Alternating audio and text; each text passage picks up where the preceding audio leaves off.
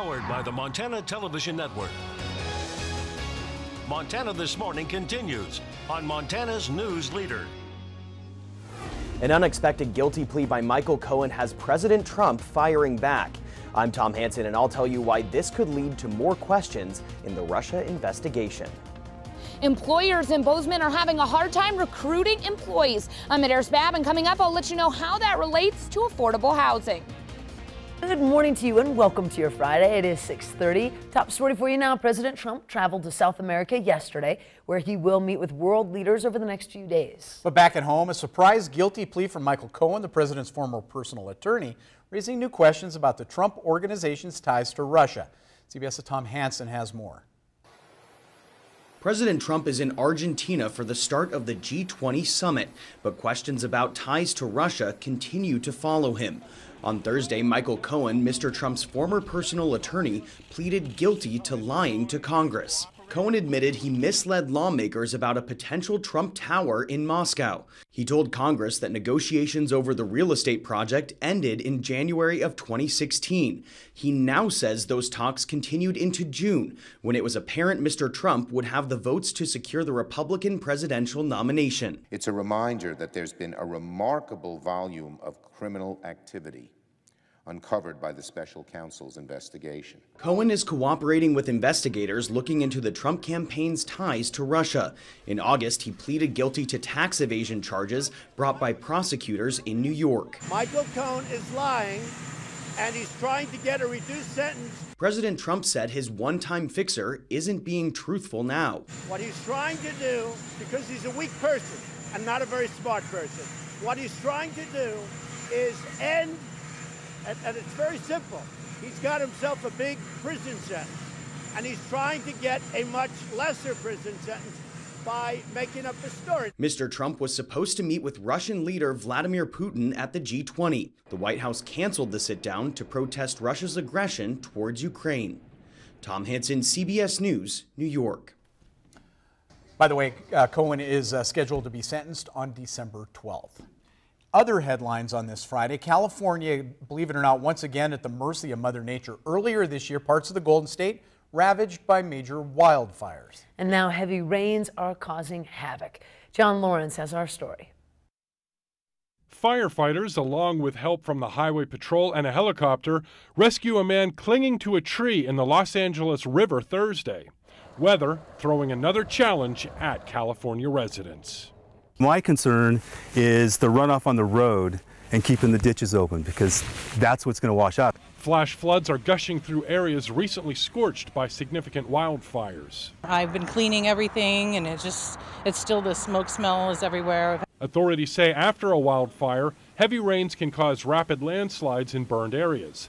That's why they've issued mandatory evacuation orders in some spots. We understand the public is frustrated. We understand people want to get back into those areas. Those who have homes, we realize they want to go to their homes. Those who do not have homes, we know that you want to get back in there and search for mementos and things of value.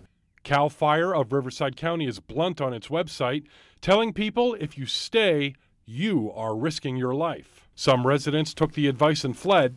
Others have not. Did my 100-foot defensible, but kind of like what's come to me is that 100-foot defensible is great, but you got to kind of defend it. If no one's around to defend it, it can be a problem. I'm John Lawrence reporting. Flash flood warnings were in effect for areas hit by the Camp Carr, Hertz, Delta, and Mendocino, as well as the Woolsey Complex fires. Also, evacuation orders have been issued for some of the Holy Fire burns because of possible mudslides. Poor folks there can't seem to get a break out here in southwest Montana. In fact, most of the state, we're kind of where we should be for this time of year. We're dealing with a little winter weather as we get close to starting winter. We have to brace ourselves as we head into the weekend, the potential of snow. The good news is we're not talking really heavy snow for most of the area. In fact, we don't have any winter weather advisories out yet for southwest Montana. Not saying that won't happen. Temperatures into the teens early on. It looks like the snow is developing out toward West Yellowstone and working its way northward, mainly dealing with afternoon snow showers for southwest Montana for today, the heaviest developing for the evening. We'll break down your complete forecast coming up in about 10 minutes. Thank you, Matt. 6:34 now. Since 2015, the median home price in Bozeman went from $300,000 to the current median price, $450,000. MTN's Medeiros Babb reports that the city wants to talk with business owners to see what their employees can afford. Bozeman grows by 2 to 3 people each day, and with that growth becomes a short supply of housing. President of the chamber, Daryl Schlimm, tells his businesses straight out of the gate the hurdles they will face. You're going to have to look very hard for your workforce, if you not bring them with you, and if you do bring them with you and promote some of your key people here, it's now finding them a place that they can live, work, and play, that can meet the budgets that they're coming here. So we're very upfront, very candid. Director of Community Development Marty Matson believes the low unemployment rate paired with the high cost of living can be hard on a business. To test this theory, the city is surveying local employers to see if the housing shortage affects recruitment and retention. Well, I don't think it takes much to go around our community and see the help wanted signs and realize that there's a huge need, especially at our lower pay levels. So I think that's really what the survey is aimed at, is finding out how much of an issue that is for our employers. Deputy Mayor Chris Mell says often housing in Bozeman can be compared to an escalator. The city is great at building larger homes, but there are a few stairs missing. We're not so great at those first starter homes. Condos, townhouses have to be included. That's a vital part of it, but also how many rental units do we have? And so we'll put our efforts through this survey to plugging those holes. Once the survey is completed, a consultant will analyze the data in order to give recommendations to city officials on which housing units to build more of and at what price. In Bozeman, Medeiros Babb, MTN News. The survey will be emailed to all of the Chamber of Commerce businesses.